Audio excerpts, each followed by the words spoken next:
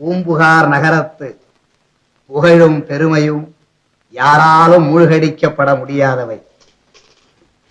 அண்ணன் செங்குட்டுவன் இருக்க தம்பிக்குத்தான் பட்டம் என்று நிமித்திகன் கூறிய ஆரூடத்தை பொய்யாக்குவதற்காக துறவரம் பூண்ட சேர இளவல், செந்தமிழ் வித்தகர், இளங்கோவடிகள் இயற்றிய சிலப்பதிகாரம் இருக்கும் வரையில் பூம்புகாரின் புகழும் மதுரையின் மாண்பும் வஞ்சியின் வீரமும் பொதுவாக தமிழகத்தின் செழிப்பும் சிறப்பும் தாழாது தாழாது தாழாது.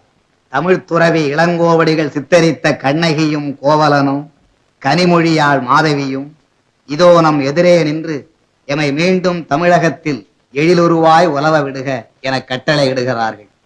நீதிக்கு உயிர் தந்த நெடுஞ்செழிய பாண்டியனும் இமயம் சென்று கண்ணகிக்கு சிலைவடிக்க கல் உணர்ந்த வீர செங்குட்டுவனும்